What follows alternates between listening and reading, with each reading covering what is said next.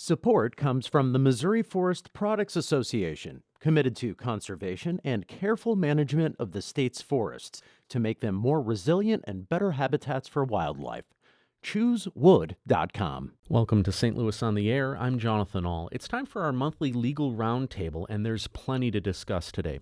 The Supreme Court on sexual orientation and transgender discrimination, the Mueller Report, the St. Louis Bail Project, St. Louis County Executive Steve Stenger, and much more. Joining me in studio to talk about these issues and more are Bill Freivogel, journalism professor at Southern Illinois University-Carbondale. Bill, thanks for being here. Hi. Mark Smith, the Associate Vice Chancellor of Students at Washington University. Mark, thanks. Thank you. And Marie Kenyon, who's the Director of the Peace and Justice Commission for the Archdiocese of St. Louis. And we want to mention that Marie's comments will not necessarily reflect the view of the Archdiocese of St. Louis. Marie, thanks for joining us today. Thank you. So let's start by talking about the Supreme Court. This morning they announced that they will take up a consolidated case that will put Title VII to the test, specifically whether sexual discrimination includes sexual orientation and transgender status. And Bill, you have some thoughts on this.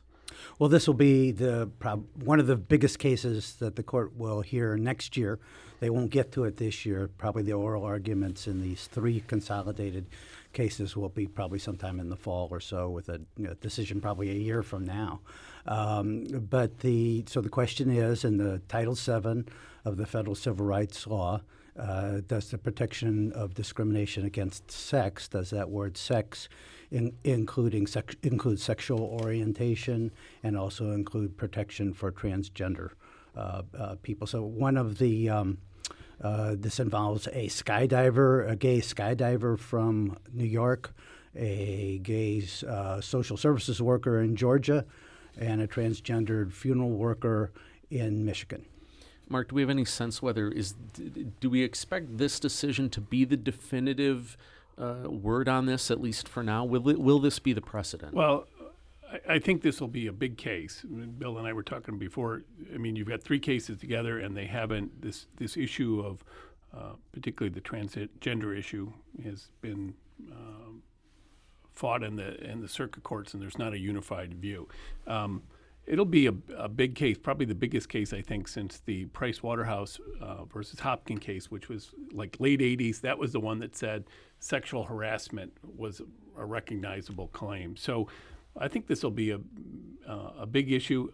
It's also going to be interesting because our views of gender have evolved over the last 40, 50 years since Title VII, and so it'll be interesting to see if the Supreme Court has an evolving view. Given who's on the Supreme Court now, I think there's less likely to be an evolving view on gender.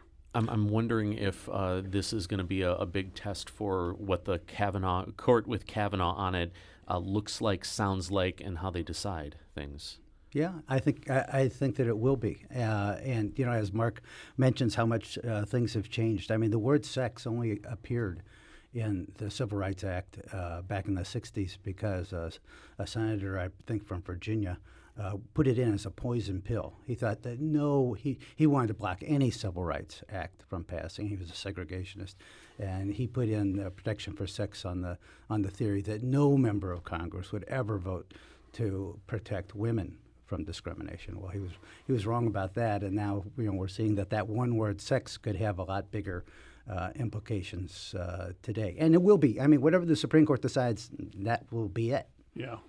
Also, for your listeners who who look forward to the Legal Roundtable and like thinking and talking about this stuff, there's this great website called SCOTUS blog that has, we were just talking before the show, this will probably have all kinds of amicus briefs filed for it. But you also get very, I think, understandable summaries of what are the arguments going to be about, what are the briefs about, what's the central issue, and then once the Supreme Court will hear arguments, they'll analyze that, and they'll analyze the ultimate decision. So just a great resource for both lawyers but lay people, I think, as well. I know it's important not to get ahead of ourselves because they just said that they were going to announce it. There's a long way before we actually know something, but it strikes me that maybe the real issue that will come out of this is how definitive will, whatever they decide, how definitive will it be? Because they can certainly write a decision that's very narrowly focused on one little piece of part of these cases, or they could do something comprehensive. And I think it's been a little bit since the court has really gotten in the business of setting that big precedent that would stand for decades. Although it wasn't that long ago that we had same-sex marriage, but that's true. But you're right. Much different court. They could turn out to be fractured. Sometimes, my recollection is that sometimes Justice Scalia, the late Justice Scalia, who was a very conservative justice, he sometimes on some of these statutory interpretation cases involving sex discrimination, he could come down on what you might think was the liberal side. That sex means sex, and it protects against sex discrimination. So it doesn't necessarily, the fact that now there are 5 Republican-appointed more conservative justices and 4 Democratic-appointed more liberal justices, that doesn't mean that they won't be able to come up with even a pretty good consensus on this. We'll see. Yeah. Moving on, the special counsel Robert Mueller's heavily redacted report was released last week. Now, I think that we could talk about this for the rest of the time. We won't, because it certainly has been discussed thoroughly in many different places. But as lawyers, this is what we live for. 400 pages of legal stuff. I mean, this is like the best. So let's look at it from a complete legal issue here, and try to the extent possible, remove the politics from it. What I'm very interested in is the differences in the burden for conspiracy versus obstruction of justice, and the differences in the burden when talking about whether or not to indict a sitting president. Marie, what were your takeaways from what you read about and what you saw in the report? Well, I mean, I think to indict a sitting president, that's that in and of itself could take an entire show. I am not a legal scholar. I'm a public interest lawyer. Sure. Mark invited me on this show. I'm not sure why I'm here. But I do think, and you guys correct me if I'm wrong on this, that was just somebody's opinion, isn't it? That you couldn't indict a sitting president? So that comes from what's called the Office of Legal Counsel in the Justice Department. It was an opinion from the Watergate era that said a sitting president cannot be indicted. And that certainly was a starting point from which Mueller worked. I mean, he said that he started with that presumption, and it also affected, I think, his decision not to render a judgment, a prosecutorial judgment on the obstruction of justice part of the case, because he said if you can't indict a president, but you say that he obstructed, there's plenty of evidence that he obstructed justice. Well, he doesn't have a trial in which he can show why he thinks it's not true. So it would be unfair to the president to accuse him publicly of obstruction of justice when he can't be charged and he can't defend himself. So I think it's going to be very interesting to hear Mueller explain why he decided not to make a prosecutorial judgment, because I don't think anybody, even after having read the report, I don't think it's 100% clear. What I would suggest, even though this is the Legal Roundtable, what I would suggest to listeners is read the report and forget about the law. Just ask yourself as you read, if you have the time to go through it, read through it and ask yourself, is this something that is right? I mean, was the president acting correctly? Was he telling the truth in the various instances throughout the report? I would like to just sort of recite one interesting episode. So one of the 10 episodes of possible obstruction of justice involves a June 17th call that President Trump, then at Camp David, made to White House counsel McGahn, in which he instructed McGahn twice on that day to tell Rod Rosenstein to fire Mueller. McGahn who told his friends, there's no way I can be part of another Saturday night massacre, a reference to when Nixon fired Archibald Cox, or had Bork fire Archibald Cox. And he said, I can't be part of this. He told his friends he was going to quit on Monday. He started making plans to pack up his office. And then he didn't hear anything from the president the next time he met him. Well, 6 months passes. It's January 2018. New York Times and then the Washington Post reports that this happened, that the president instructed McGahn to have Mueller fired. President Trump goes out and tells the reporters, hey, fake news, folks, fake news. Another New York Times fake news story. Then he goes to McGahn and says, I want you to make a record that will show that I never asked you to do this. And McGahn refused to do that. He said, you did. That's, make your own judgment about what you think Sure. is proper. Well, so this our radio station happens to hit two states, both of which who have indicted sitting governors, and really that's kind of like the highest executive level before we get to the president.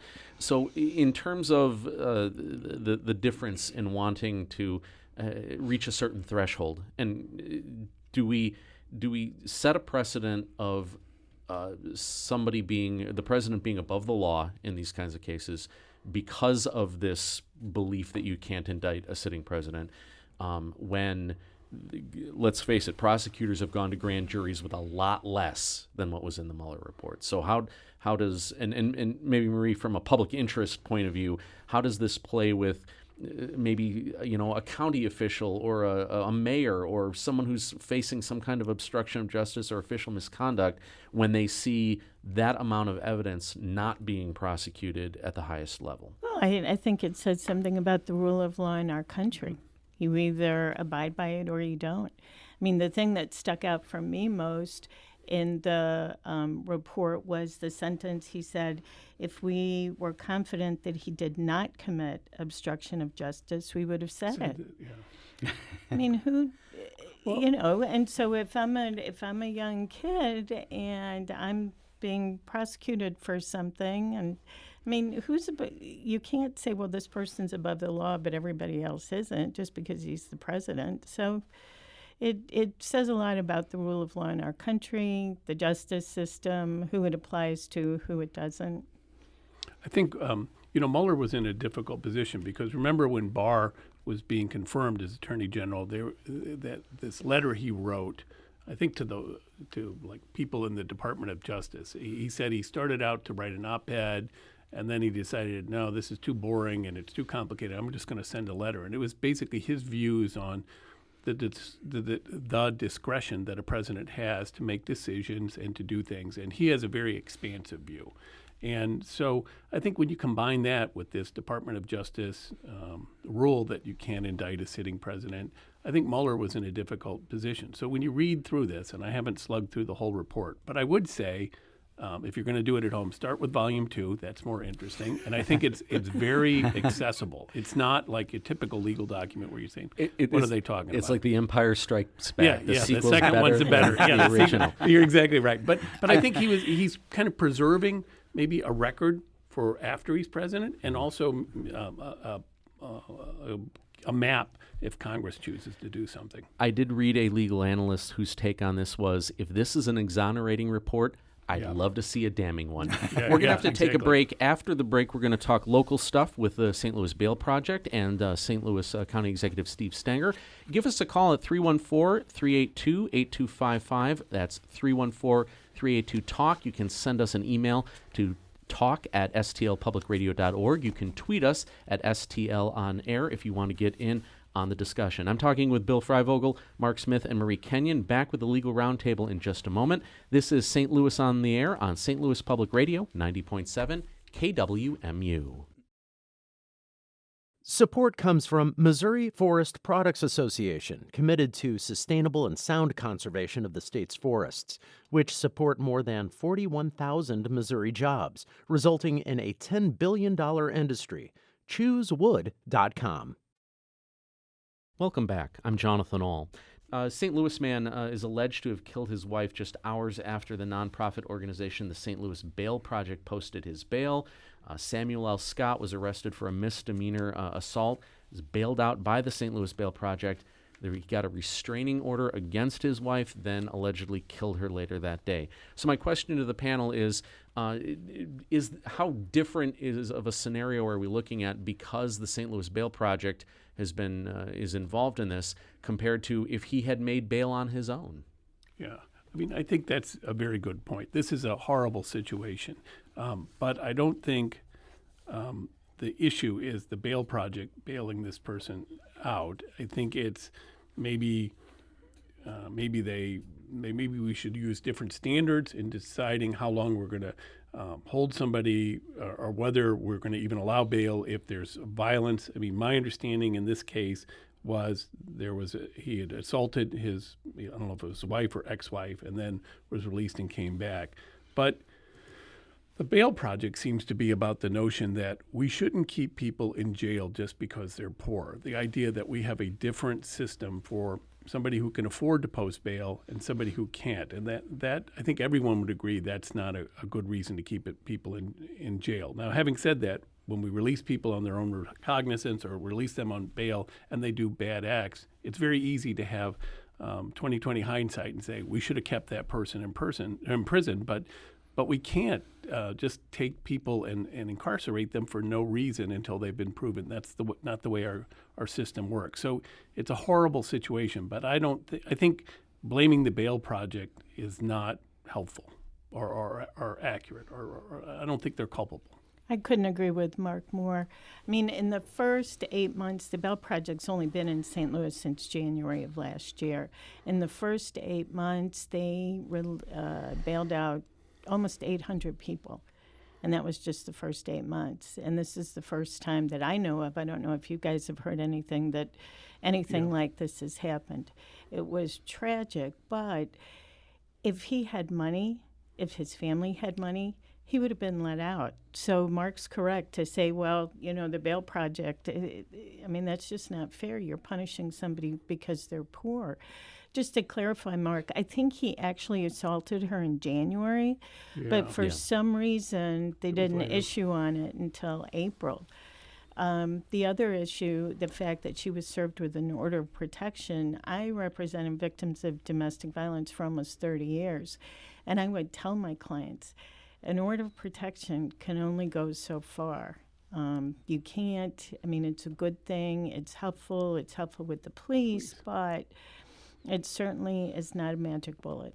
Well, as you've worked with domestic violence victims, any concern that when this kind of thing comes out that it'll have a chilling effect, that it will make victims less likely to come forward, that they will not be as comfortable with working in the legal process when they have this thing holding over them, that there's somebody that has a decent amount of resources, that they're bailing people out of jail, and this tragic thing happened? Well, no, I don't think just because they're bailing people out of jail. I think what happens is anytime that somebody who's being battered sees that her batterer, killed the batterer has killed somebody, that's what stops people. Women are most vulnerable when they're getting ready to leave. And I think she had told him, I want a divorce, and that's what triggered it. So who's bailing who out really is not something they think about. It's much more, when they're getting ready to leave, or the other time that we see it is when they're pregnant. Is they're a lot more vulnerable there. So, no, I honestly don't think the bail project coming in and letting people out, because domestic violence, sadly, is a broad spectrum. It's not just poor people.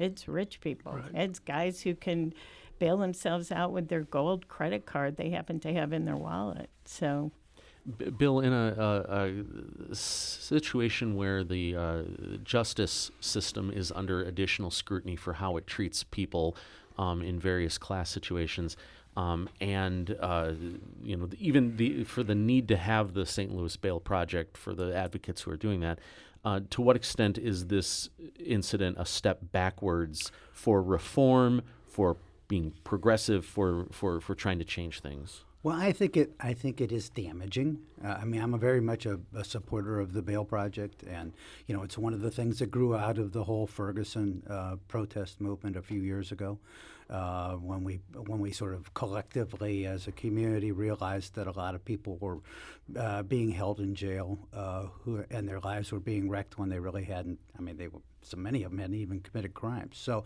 the bail reform project was a great result of that. But I mean, this is a horrible tragedy. One would, I guess, if I work for the bail project, I would make sure that that if we aren't already, that we're looking at the dangerousness of the person who's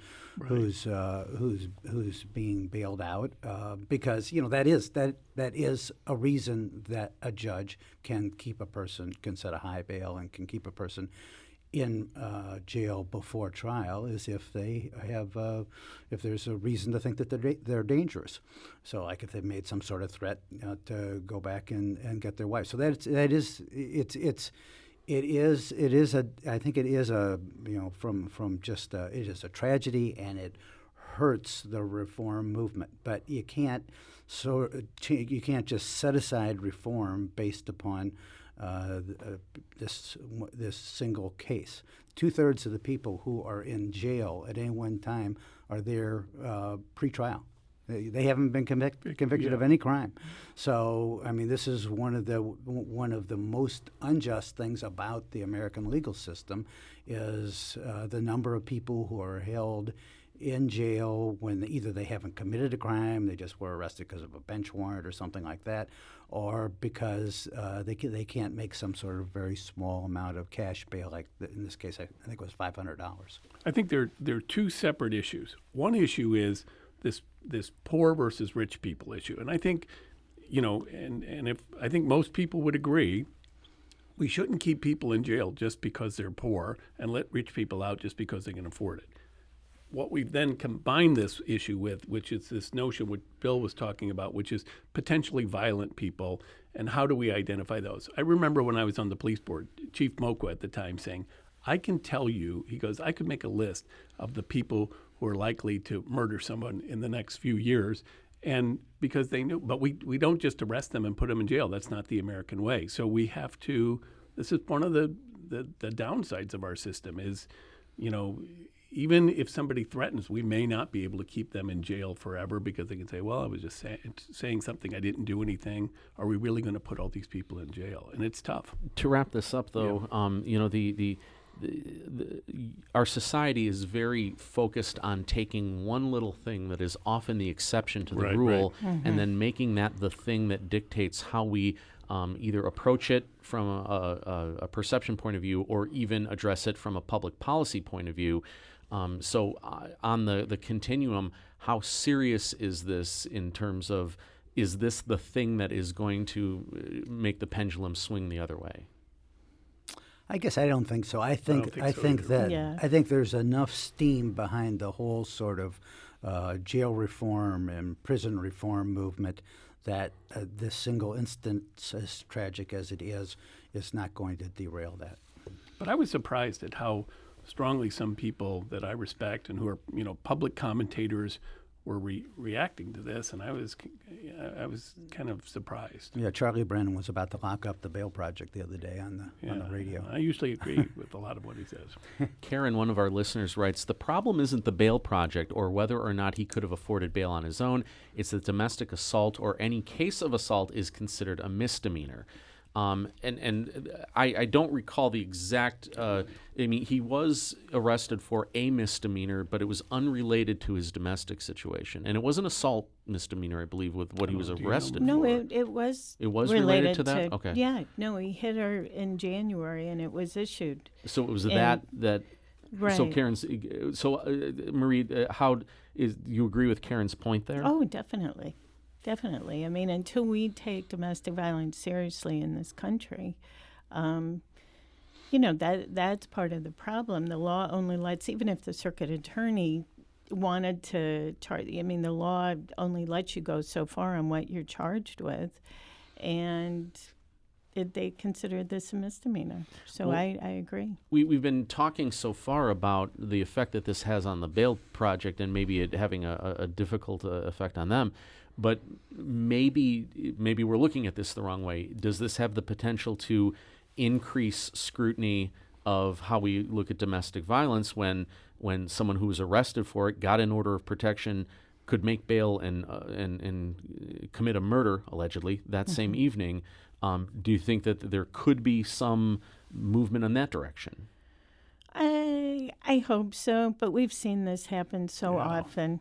We have seen this happen so often. You get the order of protection, they still go back and they kill, the woman who's abused. Mm-hmm. So I would like to think so, but I'm not hopeful. And it was Johnson. It was the victim who got the order of protection. It's just that those orders of protection they don't necessarily protect you if your husband walks in the door and slugs you. So what would be the fundamental change to the law that would better protect victims of domestic violence? If the three of you could, craft the legislation in the next 30 seconds, what is the big area where one change could really do a better job of protecting them?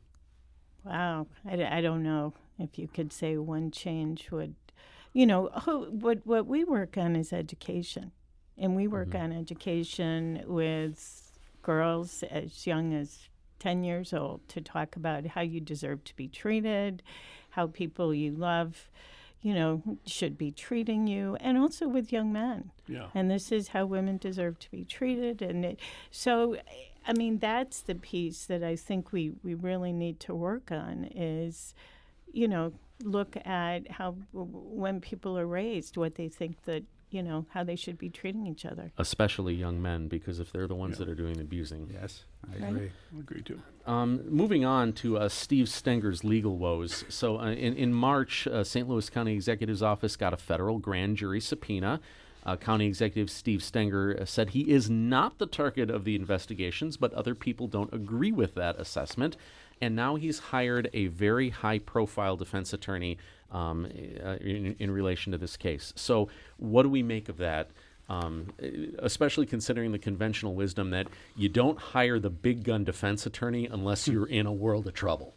Well, it's very hard to believe Stenger's comment. It would seem as though he is definitely under federal investigation.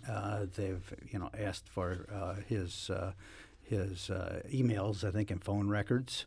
This relates to numerous instances in which it appears as though contractors have received some sort of public benefit, and then the Stenger campaign received large contributions. That seems to be at the heart of the investigation. And it's our friend Hal Goldsmith, who we've had him on the show before. Yeah. And I would not want to have Hal Goldsmith interested in what I'm doing. I would like to think I don't have anything to hide, but if Hal Goldsmith started calling me a lot and sending legal documents to me, he's a very good prosecutor. And he knows what he's doing, and I don't think they do this kind of stuff lightly. So my understanding is exactly like Bill, and they're subpoenaing a lot of people around Stenger, his advisors, and then these contributors. So I think it's going to be an interesting time.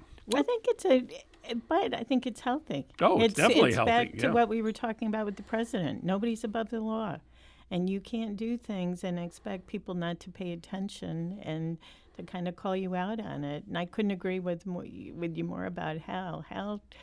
He's a good lawyer. U.S. attorneys do not, they don't fool around. They don't. Now, there's a huge difference between the public perception of something and the legal things that actually go through. But the public perception, considering the prosecutor's reputation, and again, a lot of people think when you bring in the big gun defense attorney, you acknowledge that you are in trouble. So even if, as this proceeds, does Steve Stenger have, regardless of how this is adjudicated or how it's settled or whatever the resolution is, does he pay for it simply because of what's happened so far? Well, he may well. I mean, for example, one of the very specific things that Hal Goldsmith has asked for is records about the county leasing part of Northwest Plaza. And, Stinger said that would save the county money. It was pretty clearly demonstrated it would cost the county money. Now it seems as though it's going to cost the county taxpayers $69 to $77 million. The people who benefit are the Garner brothers, who owned the site, and they gave $365,000 to Stinger's campaign. Where there's smoke, we'll see. We're going to take a break, but coming up on the program, St. Louis Post-Dispatch, Tony Messenger won the Pulitzer Prize in commentary, and yes, there's a very strong legal connection to that.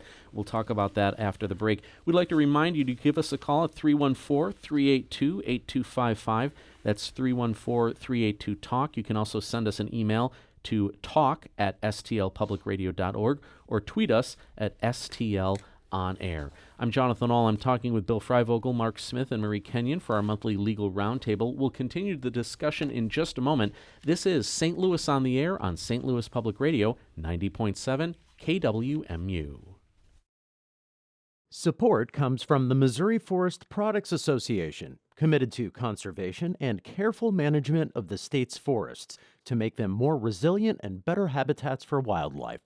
ChooseWood.com. Welcome back. I'm Jonathan Ahl. Now back to our Legal Roundtable with our guests, Bill Freivogel of Southern Illinois University-Carbondale, Mark Smith of Washington University, and Marie Kenyon of the Peace and Justice Commission of the Archdiocese of St. Louis. As we mentioned, the St. Louis Post-Dispatch won another Pulitzer Prize. Tony Messenger won in commentary for his reporting on Missouri defendants who have served their sentence but are being charged with thousands of dollars in board bills for the time they spent behind bars. And Marie, this goes a lot to some of the same things that we were talking about earlier in the show about the discrepancies and the possible inadequacies of the justice system.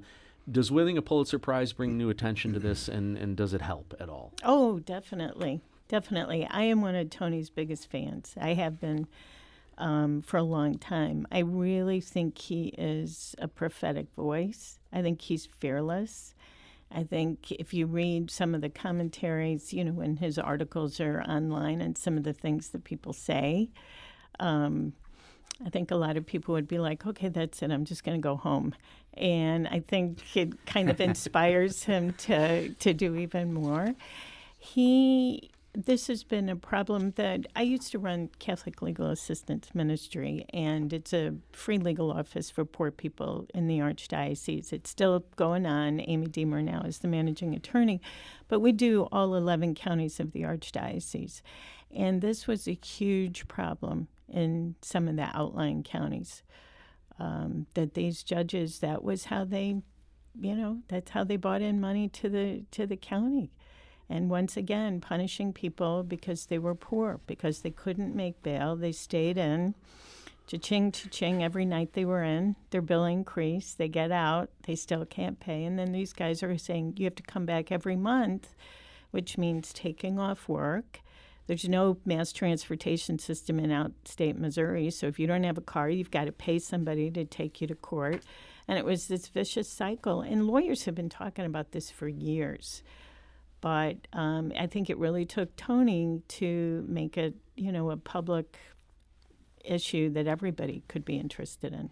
And it's already had an effect. The Missouri Supreme Court said, these courts didn't have the authority to put people back in jail for not being able to pay this jail board bill.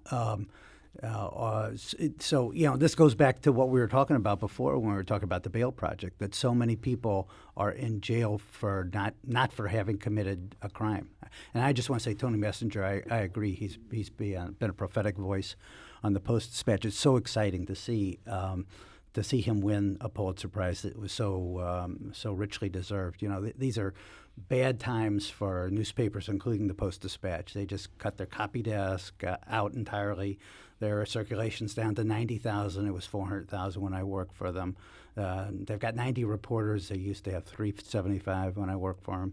One person in the Washington Bureau who just retired. There were 8 of us back in the day. But they still do some fantastic work, and this was really fantastic. It's the first time the Post-Dispatch has won a Pulitzer for something other than photography or, say, music criticism since 1965, as I recall, when for editorials opposing the Vietnam War.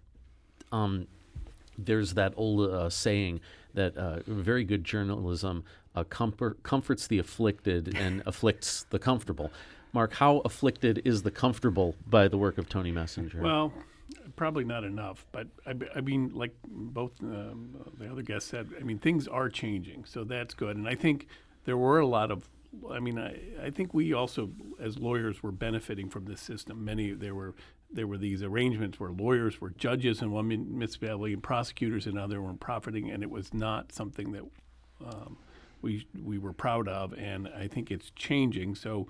But it's not changing fast enough. There's still a lot of municipalities are getting a major source of their revenue from these. Even though there was a law to change it, they're still getting too much money from the idea that we all know these municipalities that are speed traps or whatever, where there's a quota of we need this much money coming from tickets, so just go out and get it for us. Mm-hmm. Moving on, the Trump administration recently floated the idea of sending undocumented immigrants to cities that have designated themselves as sanctuary cities. Those include Chicago, New Orleans, Los Angeles, San Francisco. Is it legal, and what might be the local connections to this, Marie? Well, I don't think it's legal. I don't think the president can take money that's allocated for one thing and allocate it for something else, to put migrants on the bus and send them where he chooses to. The local implications are, Tony actually wrote a column today about, there was a group of students from St. Louis U. This semester it's called the Removal Defense Project, and it's teaching law students how to represent people who are at risk of being deported. And the students went down they were supposed to go to the Dilley Detention Center in Texas the week before last, and the Trump administration cleared them out. I think it usually holds about 2,500 families. There were less than mothers and children. It's a family detention center, and there were less than maybe 100. They cleared them out.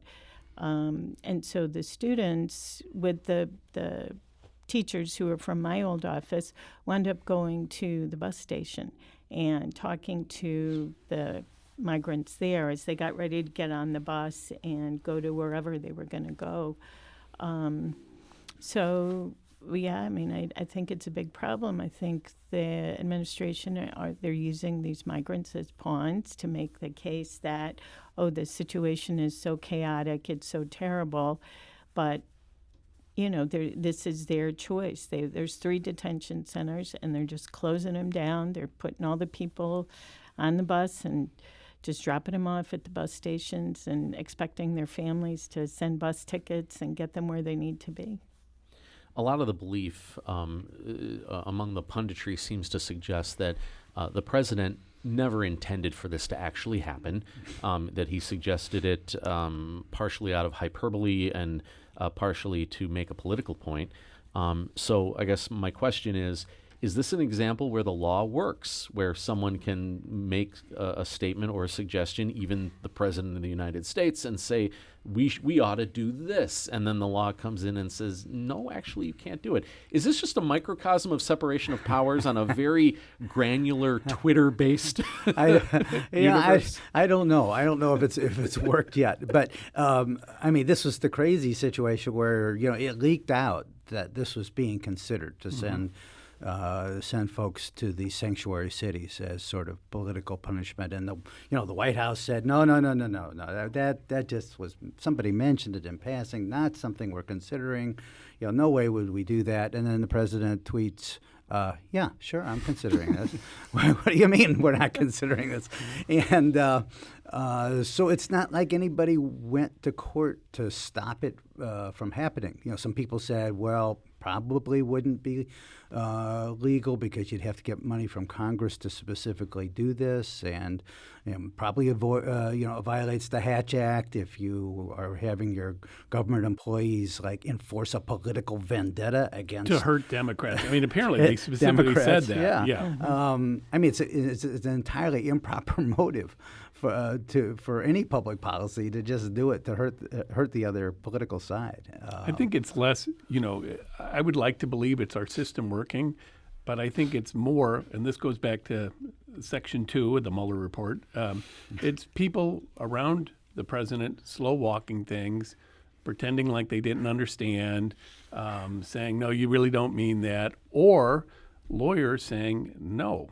You can't do that. I'm not going to do that." I mean, and that's what a lawyer should be. This is part of the reason business people hate lawyers, because we're the people in the room saying, "I know you want to do that, but you can't do it this way. We'll try and figure out a legal way to get you close there."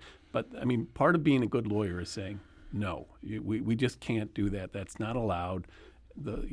So we got to come up with something else. Can you make a case for there being an interesting legal efficiency instead of the administration drafting something, implementing it, then somebody filing suit, then it going to court, then it being decided, for the executive branch of the government to say, "Hey, we're thinking about doing this," and then all the legal minds kind of say, but "No." Yeah, and but I think never mind. I think it's even better when you had the legal mind writing the law, and then in the White House saying, "No, we can't do that, Mr. President." Well, apparently that did happen because this is not because this proposal was originally floated months and months ago, and all of the advisors at the time said, "No, you can't do that," and then he brought it back up again later. He still likes to tweet about stuff. Yeah. I mean, this happens a lot of times in all sorts of administration where you have trial balloons that are floated to see how's the public going to react, and then if there's this terrible reaction, the whole thing gets dropped. It's just that Trump's ideas are so incredibly over the top that they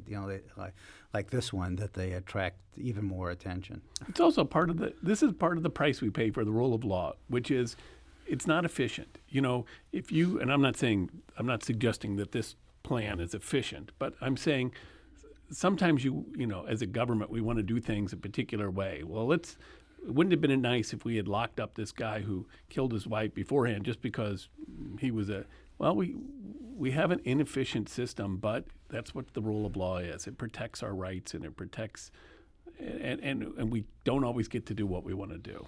Is it a fair statement then to say that one of the real challenges is that the law can't protect 100% of the people 100% of the time, and it's those unfortunate times that we kind of where it doesn't quite catch everything that we just have to say, that's tragic, it's unfortunate, but it's one of the things that is otherwise part of a system. Like I said, when you read Part 2 in the Mueller report, you should be grateful for lawyers. Lawyers are the voice of reason in that one. Except for the lawyer who went to Michael Cohen and said, in connection with was the president still negotiating for a Moscow hotel, and said, "Now stick with the roadmap, stick with the roadmap, and the president will protect you." That's not a very good act by a lawyer. Let's go to something a little bit lighter, and this is I love it when trademark law actually gets fun and interesting. There's a case involving trademarks recently that made its way to the U.S. Supreme Court. The Government Patent and Trademark Office consistently rejected the trademark applications of a clothing line that goes by the letters, I got to be careful with this at the FCC, F-U-C-T, saying that word violates the federal statute that bars trademark protections for things that are immoral or shocking or offensive, scandalous.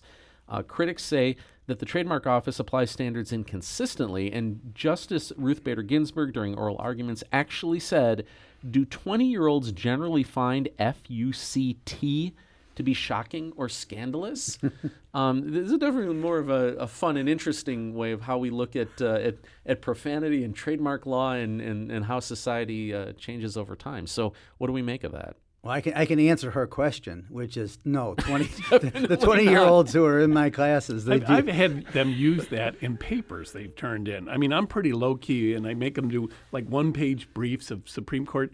And I said afterwards, I said, look, I know I'm kind of low key, but you can't use the F word when you turn in a paper to me. I just got to draw the line there. So I'm feeling really old and out of it, you know. There was also in this case the reference to Steak and Shake, because there was a suggestion that, you know, if we start enforcing moral norms, you know, that a Steak and Shake, we're endorsing meat eating, and some people might see that. So are we going to ban a beloved Steak and Shake from some kind of IP protection? And we're not. So, but I think where it's going to get interesting, I mean, we had the case, what was it, a year ago about with the racial... The Slants. Slants. There was a band. An Asian American band called the Slants. They said they were trying to sort of own the derogatory term that was used against some Asian Americans, and the Supreme Court said, and they were denied protection for that name, and the Supreme Court said the denial of protection violated their First Amendment rights. So maybe the same thing will happen here. We'll see. Is profanity and what is obscene that obviously changes from time to time, but do we think, does this, how the court rules on this, do you think this will actually have some legs and long-term impact on whether you can change a swear word slightly and then put it on your brand and then get it trademarked? Maybe the Supreme Court will say, like Justice Stewart said many years ago in connection with obscenity, we know it when we see it, and FUCT is not it. I think we're going in the direction where everything's going to get protection. I mean, IP protection, if you want it, including swear words. Well, if they're going to go after Steak and Shake, I can't help we cannot allow that. Well, they drew that as a Yes. firm line, a line in the sand that they would then not cross. Where does the gas station chain Come and Go fall in that same thing?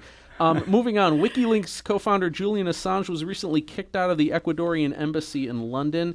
He had been in asylum there for almost 7 years, which is a long time to spend in an embassy. He's accused of publishing a series of U.S. government leaks from Chelsea Manning in 2010. Is Julian Assange a journalist, or is he a crook? And is that the legal question that really comes together here? So I say yes and yes. Yes, he's a journalist. He acts as a publisher. He gets information which is top secret and often damaging, and he publishes it. Yes, he's a journalist. He's an unethical and often immoral journalist. He, in this case, the indictment against him says that he helped Chelsea Manning try to hack into a password to get particular government secrets. No journalist has protection to do that. A journalist for the New York Times or the Washington Post, if they helped a leaker in his or her hacking of secrets, they would be violating the law, and they could be prosecuted too. Mark, crook or journalist, or both? I defer to Bill. He's the journalist. He knows much more about it. But my sense is, yeah, he's doing illegal things. So you can't do illegal things and then say I get a pass from the law. Marie?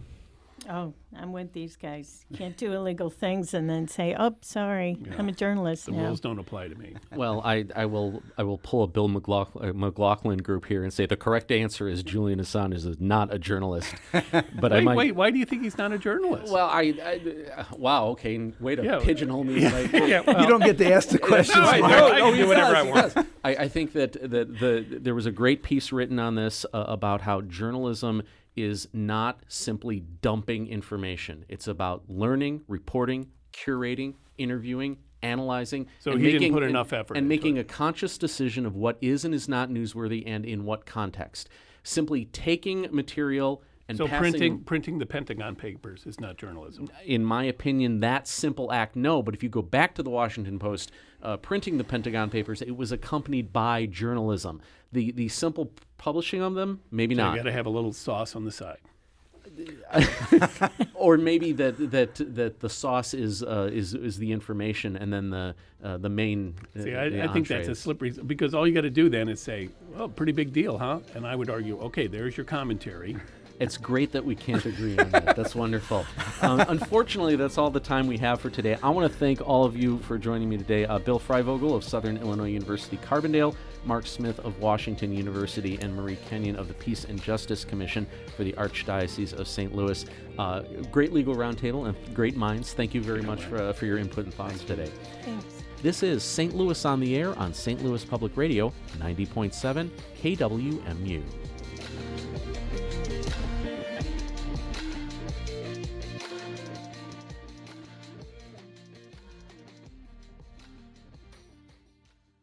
Support comes from Missouri Forest Products Association, committed to sustainable and sound conservation of the state's forests, which support more than 41,000 Missouri jobs, resulting in a $10 billion industry.